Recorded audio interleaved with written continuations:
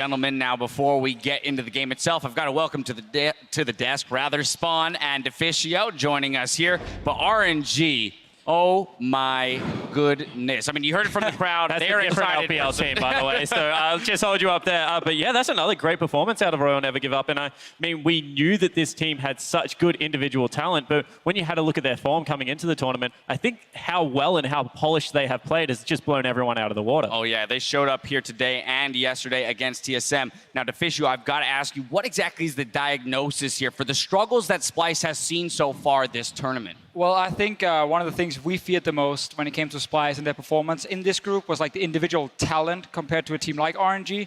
And I think we saw it in this game here. The comp from SPlyce were not supposed to fall really far behind early on. They had a good mid lane pick, fine bot lane, strong early jungler. Problem is when your mid laner messes up level 1, when your bot lane messes up level 2 and just start dying and dying 2v2 to Uzi and Mata, very quickly the game just snowballs out of control. So honestly, it comes down to individual mechanics on SPlyce side, just losing the lanes. I mean, we had here what you were talking about, some of those early troubles in the lane phase, both in the mid and bot lane. I mean, Uzi and Mata putting on a clinic here. Yeah, they certainly were, and Uzi always steps forward to challenge CS, so it's very difficult to tell when he is going to go for these all-in plays. Once again, targeting out Mickey here, making sure that they've got the person without the spell shield, and it's just Uzi stepping forward, being able to arcane shift aggressively and take down the support. Yeah, I just want to give some context on Uzi's performance today. Usually he's up 18 CS at 20 minutes in the LPL. He was up 18 CS as 5 minutes in this game. And when he got the kill, he went back and got a cull, didn't go for the Iceborne Gauntlet, finished on a Triforce and a Bloodthirster. And he also finished the game with a Quadra kill and doubled the amount of gold than the enemy AD carry. I mean, we're looking at this gold graph right here, and it just tells the story. Close game. Yeah, very close game.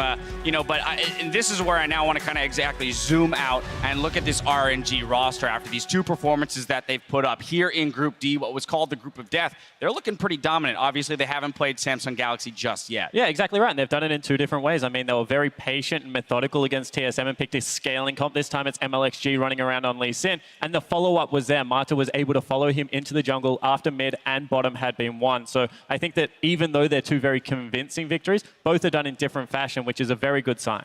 So for me, I look mainly at the game yesterday versus Team Solo Med. I actually don't think this game specifically told me anything I didn't expect from RNG, because we knew they were going to have super strong laners, much stronger than SPlyce. So them running over them, again, that's kind of expected. But it's good to see every player is showing up. So that's the one thing we can take from this. The game yesterday, I mainly just look at Mata. Like when this guy shows up, RNG just has another playmaker on their team, and he's such a massive carry as a support. So when he's able to show up on Alistar and other picks, I think RNG looks strong. So I actually think that was a really good sign for them. But here's the thing, then he plays Nami, he's landing every single bubble there. So I mean, we talk about, hey, give me Alistar and I'll win you the game. Apparently give him Nami, will win the game too. But the player that I'm looking at in this game is Uzi, player of the game here. We mentioned already with those crazy laning statistics, but this man led the charge today. 10-0 and 4 KDA.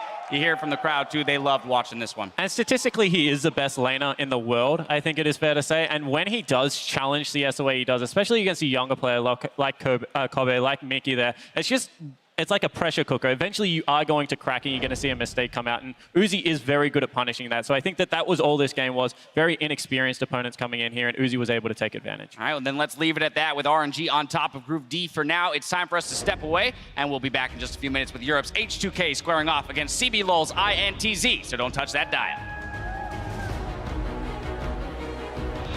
Today, boys, is about showing up.